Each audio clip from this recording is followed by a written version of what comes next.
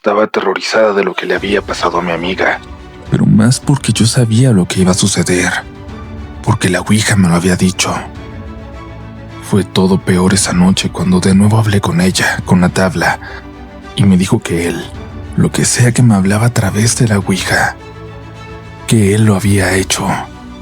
Comunidad, muy buenas noches. Es como siempre para mí un gusto enorme poder darles la bienvenida a este espacio, a este lugar en el que reunimos historias de encuentros con lo paranormal. Esta noche iremos desde apariciones a las afueras de una iglesia hasta un juego macabro con la Ouija que trae algo que se hace presente físicamente, que representa un peligro completamente real. Por eso debo advertirles que este episodio tiene fragmentos que pueden ser muy impactantes para ciertas personas allá afuera, y recomendamos que no lo escuchen si son sensibles, si se sugestionan o si están embarazadas, y ya entenderán por qué. Pero ahora es momento de continuar si han decidido hacerlo. Si prefieres no escuchar, nos vemos pronto. Si decides quedarte, ya no hay vuelta atrás. Ya está comenzando Relatos de la Noche. La comunidad, buenas noches. Me llamo Andrés Primo y pues, bueno, aquí les va lo que me pasó hace ya varios años, afuera de la parroquia de San Ignacio de Loyola, aquí en Morelia. Yo estaba en un retiro y esa noche a mí y a un amigo, al Chino, nos tocó quedarnos en la vigilancia. Serían como, no sé, las 3 de la mañana. Estábamos sentados en la banqueta frente a la parroquia con la guitarra. No la estábamos tocando bien ni nada, solo pues para mantenernos despiertos. Todo tranquilo, nadie en la calle. Y en eso se escuchó un ruido bien raro. Yo sé cómo se escucha lo que voy a decir, como historia de fantasmas de antes, de las abuelitas, pero les juro que se escuchaba como cadenas arrastrándose. Pero no era un ruido fijo como de un punto. Se escuchaba que iba de un lado a otro de la calle. Y nos callamos, los dos al mismo tiempo. Volteamos a ver alrededor, pero no había nadie. No venía nadie. Ni carros, ni gente, nada. Y ahí fue donde yo pensé, a lo mejor ya estoy escuchando mal. Pero cuando vi la cara del Chino, cuando vi los ojos que tenía, me di cuenta de que yo no estaba exagerando. Era obvio que él también lo estaba oyendo. No dijimos nada, como si al no comentarlo no fuera real, pero los dos sabíamos que eso no era nada normal. Después, cuando nos levantamos para hacer el rondín, fue cuando noté lo que estaba ahí, muy cerca de nosotros. ¿Quién sabe desde cuánto tiempo había estado ahí? Atrás de un poste, una mujer, así vestida toda de negro, parada sin moverse, como si estuviera viendo hacia nosotros, asomándose. La vi un segundo y pensé que a lo mejor era alguien que vivía por ahí, pero no sé, se sentía muy raro. Llamé al Chino y él también alcanzó a ver. Nomás me dijo que sí, que la estaba viendo y se puso blanco. Nos regresamos a sentar un ratito, todavía esperando que fuera una persona, alguien normal. No estábamos tranquilos, la verdad, pero era más fácil fingir que no pasaba nada. Sin embargo, yo traía la espinita y no sé por qué me levanté otra vez para ver, como para asegurarme de que todo sí estaba pasando. Y sí, ahí seguía. Solo que ahora la vimos mejor porque ya no había nada tapándola, porque ya no se estaba escondiendo en el poste. Y fue entonces donde nos cayó el 20. No estaba tocando el piso. No estaba parada normal. Estaba como flotando, tantito arriba del suelo. No mucho, pero se notaba. Los dos empezamos a rezar. Ni pensamos qué rezar ni nada, solo empezamos con el Padre Nuestro y las Aves Marías. Y en eso los perros de las casas cercanas, todos empezaron a ladrar, como si de repente se hubieran despertado todos. Algunos hasta aullaron, pero feo, como si los mismos perros tuvieran miedo. Cuando terminamos de rezar nos asomamos otra vez hacia donde estaba. Ya no había nada, ni la mujer, ni el ruido, nada. La calle normal y ya, el poste, la banqueta, silencio total. El silencio que se espera de una calle a las 3 de la mañana. Lo único que se quedó con nosotros fue la sensación de que algo muy raro andaba cerca, que lo estuvo toda la noche. Saludos desde Michoacán. Hola Uriel, buenas noches, espero que estés bien. Un saludo a la comunidad de relatos. Mi nombre es Daniel y gracias a los relatos de Día de Muertos me animé a contarte lo que viví. Todavía me cuesta aceptarlo, pero a pesar de lo aterrador, también estoy agradecida de cierta manera por lo que pasó. Esto ocurrió hace 2 años y 4 meses. Yo estaba por cumplir 17, ya casi para llegar a los 18. Mi mejor amiga, que lamentablemente ya no está con nosotros, tenía los 17 recién cumplidos. Habían pasado apenas 2 semanas. Ella y yo siempre estábamos en contacto. Ella estaba en Bogotá, Colombia, porque tuvo que viajar para su tratamiento médico. Tenía cáncer. Viajó desde Venezuela, de donde somos las dos. Yo en ese mismo tiempo tuve que viajar con mi hermana menor y mi padrastro a Ecuador, donde vivían mis hermanas mayores. No pude despedirme de ella antes de irme. Ella también viajó unas semanas después y ya no coincidimos. Durante meses no pude volver, solo hablábamos por videollamadas. Cada vez la veía más cansada en ellas, aunque mi amiga trataba de estar animada.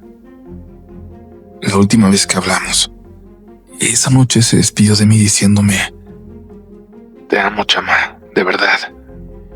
Y yo lo sentí. Sentí que algo no estaba bien. Esa noche me costó muchísimo dormirme. Tenía una sensación horrible en el pecho, como ganas de llorar, pero como a la 1:30 por fin me quedé dormida. Y ahí empezó lo raro. Sentí mi cuerpo extraño, como si una corriente me recorriera entera, y no podía moverme. Al principio pensé que era parálisis del sueño, pero algo se sentía distinto. Empecé a escuchar llanto, primero de mujer, luego de niños, luego de más personas. Sonaba como si estuvieran todos alrededor de mi cama, llorando muy bajito. Después sentí que alguien me tocó el hombro y una voz de hombre me dijo: "Oye, despierta, Daniela". Me asustó que dijera mi nombre. Yo trataba de moverme, pero no podía. Y luego empecé a escuchar más voces. Despierta. Primero como susurros diciéndome: "Despierta. Despierta". Y después poco a poco subieron el tono, hasta que literalmente me gritaban: "Despierta. Despierta. Despierta". Yo apenas podía mover los ojos, pero veía sombras, varias, no sé cuántas. Ahí me desperté de golpe. Respiré fuerte, pero tratando de no hacer ruido porque mi hermana estaba dormida al lado.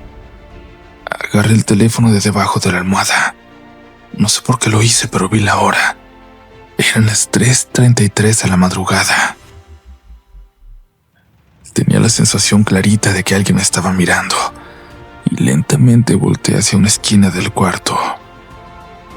Y ahí vi una sombra. Estaba más oscura que todo lo demás, quietita sin moverse. Empecé a llorar sin darme cuenta. Sentí un dolor horrible en el pecho, una tristeza que no sabría explicar. No era miedo exactamente, era otra cosa. A las 3:40 recibí un mensaje que decía: "Dani, te voy a llamar. Contéstame, por favor. Sé que es tarde, pero contéstame". Apenas terminé de leerlo, entró la llamada. Era Mark, el novio de mi mejor amiga. Estaba llorando y me dijo: Dani, mi niña se me fue. Se fue. Se lo escuché en la voz. Se quebró y yo también. Mientras hablábamos, la sombra seguía ahí. No se movía. Finalmente, como a las 3:50, desapareció.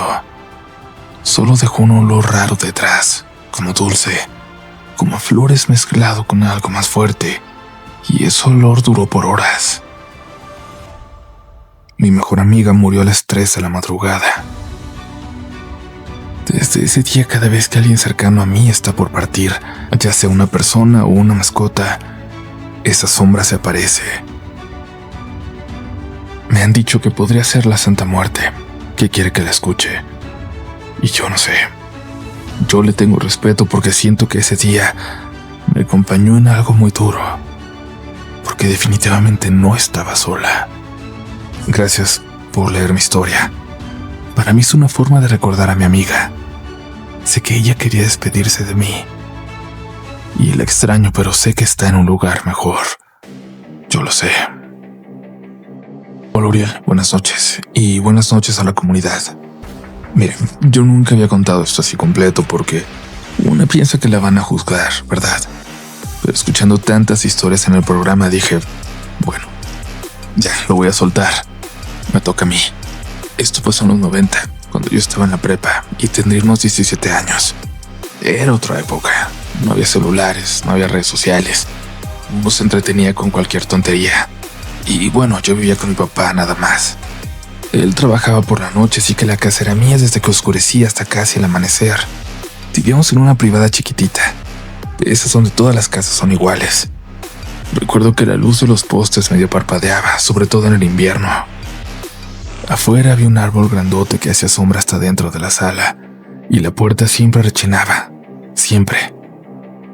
Ese ruido de la puerta lo conocía yo mejor de lo que recordaba la voz de mi mamá. Y bueno, ahí estaba yo, sola todas las noches, aburrida, sin nada que hacer. Y fue entonces cuando se me hizo fácil comprar una ouija en una papelería.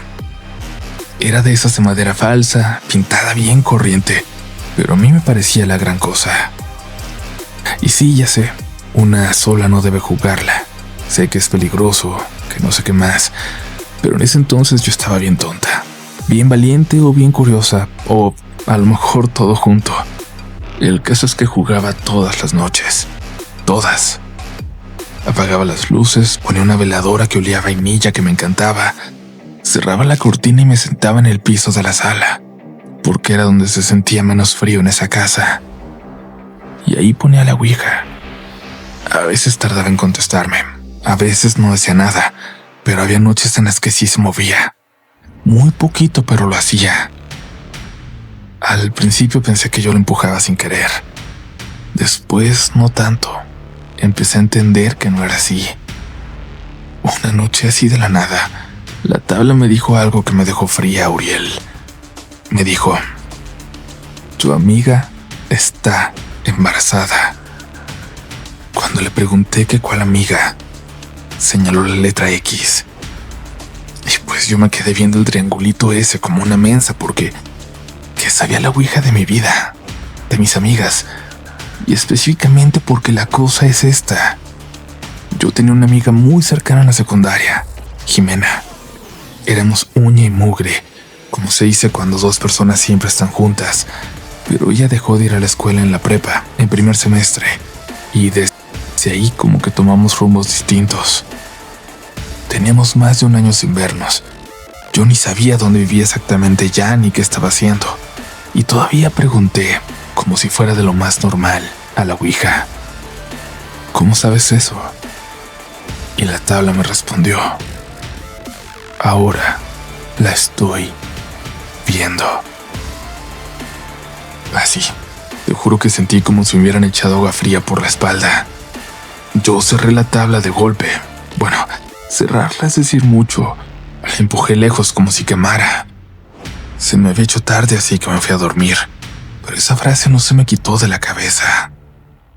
Y días después, por obra del destino, me la encontré. Después de más de un año me la encontré. Así nomás caminando rumbo al mercado, a donde iba por unas frutas.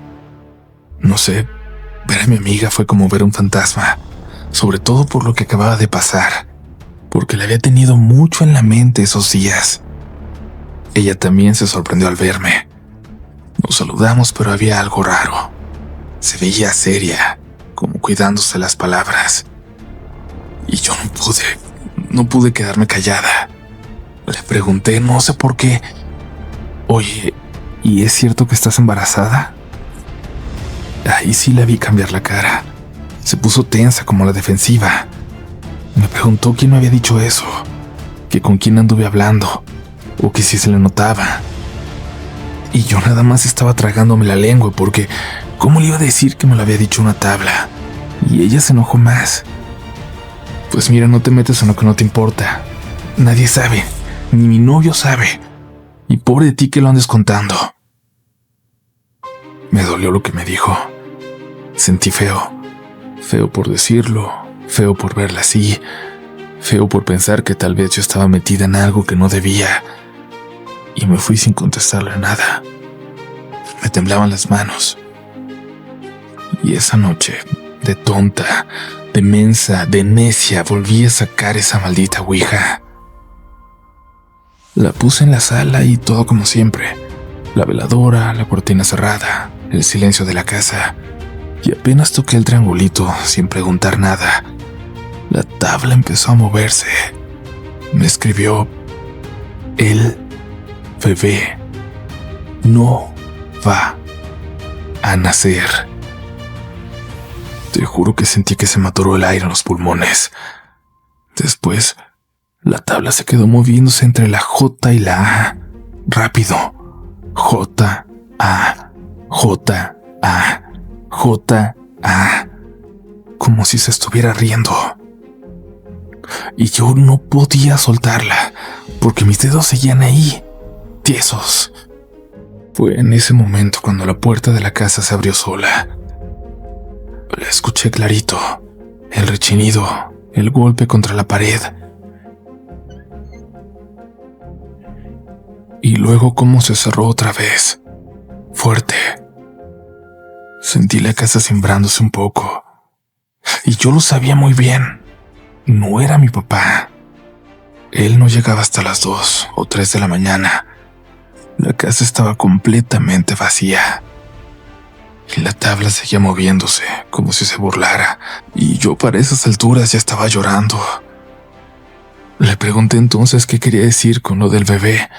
Y lo único que escribía la tabla una y otra vez era: ¿quieres saber? ¿Quieres saber? ¿Quieres saber? Y cuando dije que sí, cuando finalmente respondí que sí, cuando le dije que quería saber, la tabla me escribió: yo lo hice. Yo no entendí nada. ¿Lo hice de qué? ¿De quién hablaba? ¿Del bebé? ¿De mi amiga? No entendí. Guardé la tabla como pude. Me fui a mi cuarto y dormí con la luz encendida. Me temblaban los labios, te lo juro. Pasaron días, semanas, y un día la noticia corrió por toda la colonia, que a mi amiga la habían atacado. Dijeron que esa noche salió de su casa gritando, como si algo la persiguiera, que atravesó el terreno baldío que había entre su casa y la avenida. Ese terreno siempre fue feo, pura tierra, maleza, basura, sin luz. Decían que ahí espantaban, y ella corrió por ahí sola. Y en medio de la oscuridad alguien la alcanzó. No la asaltaron, no le quitaron nada. Lo único que hicieron fue apuñalarla en el vientre. Lamentablemente perdió al bebé. Y lo más terrible es que ella alcanzó a decir que quien la había atacado era un hombre muy alto, muy alto. Y los vecinos buscaron como locos mientras una señora se la llevaba al hospital, pero nunca lo encontraron, ni en el terreno, ni en las casas cercanas, ni en las calles aledañas. Nada, ni una sombra, ni un rastro, ni huellas, como si ese hombre simplemente no existiera. Cuando escuché lo que pasó, lo único que pude pensar fue en lo que la ouija me había dicho. En ese maldito yo lo hice, en esa puerta abriéndose sola, en esa risa escrita entre letras. Tiré la ouija ese mismo día, la rompí en pedazos y le eché a la basura del vecino para no verla más. Y nunca volvió a tocar una, aunque he tenido muchas oportunidades. Jamás lo haría, ni una sola vez, ni con amigos, ni por curiosidad. Hasta hoy sigo sin saber qué pensar. si la tabla sabía algo en realidad o si se burlaba de mí. Si algo se burlaba de mí o si de verdad había alguien ahí mirando a mi amiga antes de que todo esto pasara. Si realmente lo hizo, eso que me hablaba desde la Ouija. Gracias por seguir por aquí, comunidad. Como siempre me gusta darles un descanso antes del final y aprovechar para decirles que se suscriban, que no dejen pasar la oportunidad de volverse parte de esta familia. Y bueno, si se sienten con ánimo de apoyarnos todavía más, lo agradeceríamos mucho si nos dejan su pulgar arriba, una calificación de 5 estrellas, dependiendo de dónde nos escuchen, y claro, un comentario diciéndonos cuál fue su historia favorita de hoy. Esa es la mejor forma de apoyar a este proyecto. Ahora sí, continuamos. Gabriel, hola comunidad. Me llamo Valentina y esto que te voy a contar nos pasó a mi novio Ale y a mí el año pasado, cuando viajamos a La Habana, Cuba. Fue la primera vez que vimos algo que no era de este mundo. Y desde ese día no sé cómo explicarlo, pero ya no volvimos a ver la vida igual, ya no como antes.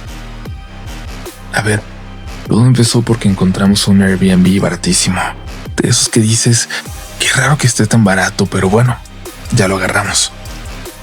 Estaba medio lejos de La Habana Vieja, como en un barrio más apagado, más solo, definitivamente no turístico.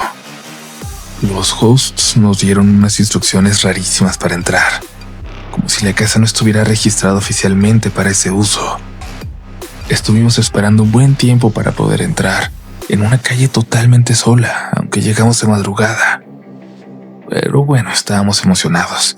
Era nuestra primera vez en Cuba y honestamente solo queríamos un lugar para dormir. Y literal eso hacíamos. Amanecía y nos íbamos todo el día al malecón, a caminar, a conocer, y regresábamos ya bien entrada la noche, cansados, a bañarnos, a dormir y ya. Yo soy bien ansiosa y paranoica, entonces siempre reviso ventanas y puertas antes de dormir, no importa en qué parte del mundo esté. De hecho, Ale siempre se ríe de eso. Val, no te van a robar, nadie se va a meter en el piso 3, pero yo reviso igual. Bueno, nuestra última noche ahí estábamos ya listos para dormir un rato. Ale ya estaba acostado, muy cansado, y yo estaba como siempre revisando una ventana que daba, pues, según yo, al aire, a un callejón, algo así. Era una ventana alta de marco viejo, pintura descarapelada. Y, comunidad, cuando levanté la persiana, había un señor asomándose. Ahí, pegado al vidrio. Un señor mayor pero con su piel como inflada. No sé cómo explicarlo. Y estaba como intentando meter la mano, como tanteando, y yo grité. No sé ni qué grito fue, pero Ale se levantó asustado rapidísimo y lo alcanzó a ver. Lo vio. Me gritó que alguien estaba ahí. A veces siento que él se asustó aún más que yo. Nunca lo había escuchado así. Nunca lo había visto realmente descontrolado. Él corrió hacia la ventana, pero cuando llegó ya no había nadie. Y la ventana se veía completamente negra, como si estuvieras viendo únicamente la noche. Yo estaba temblando. Ale también. Decidimos ir con el host que vivía en el departamento de abajo. Le tocamos fuerte la puerta y salió medio dormido. Le contamos lo que vimos, y el señor solo dijo, vengan, les voy a enseñar algo. Nos subió por unas escaleras de caracol hasta la azotea. Desde ahí se podía ver la fachada del edificio en nuestras ventanas, y nos dijo, esa ventana, ¿la ven? No da a ninguna parte. Y nos señaló justo hacia abajo. La ventana de nuestro cuarto, que apenas se distinguía por la luz que daba, estaba pegada a la pared de otro edificio, uno quemado como abandonado. No había ni 10 centímetros entre el marco y el muro. Literal, no cabía ni un gato ahí, mucho menos una persona. Yo me quedé helada y Ale también. Y el host, como si nada, nos dijo que seguramente fue nuestra imaginación, que estábamos cansados o que a lo mejor habíamos tomado, que eso le pasa a los turistas. Regresamos al cuarto y Alex se asomó con su celular para confirmar. Dejó la cámara contra el cristal. Y sí, del otro lado no había espacio, no había nada, solo muro, por eso se veía tan oscuro. No dormimos, solo esperamos a que fuera hora de irnos al aeropuerto. Ya en México hicimos todo lo que siempre hacemos. Dejamos una reseña del lugar. Y ahí, hasta entonces fue cuando decidimos leer a fondo las demás, las que había dejado la gente. El lugar tenía 1 año de funcionar y varias reseñas mencionaban algo similar, al hombre de la ventana. Unos incluso decían que de noche el departamento olía a carne quemada. Otros que escucharon golpes en el vidrio por la madrugada. Unos decían que era buen precio, pero que no valía la pena si no ibas a poder dormir ahí. Y otros así literal ponían lugar embrujado. No vuelvo. Como les decía, después de ese viaje no sé qué pasó, pero Ali y yo hemos visto más cosas, sobre todo en su casa. Yo veo a una señora que pasa por la ventana de la cocina en la noche, una viejita que se asoma. Él también la ha visto, pero además llevan 3 veces que sueña cosas que luego pasan, como si en Cuba, no sé, como si algo nos hubiera abierto los ojos. Y lo peor es que, aunque vimos exactamente lo mismo, ninguno de los dos quiere volver a hablar de lo que se asomó por esa ventana. Porque no había forma, Uriel, no había espacio. Lo que vimos ahí no tenía cómo estar detrás de esa ventana. Era imposible. Gracias por la atención a mi relato, aunque no sea tan aterrador. Pero es raro pensarlo. Es raro aceptarme así. Yo soy testigo de que los fantasmas existen. Yo soy testigo de lo paranormal.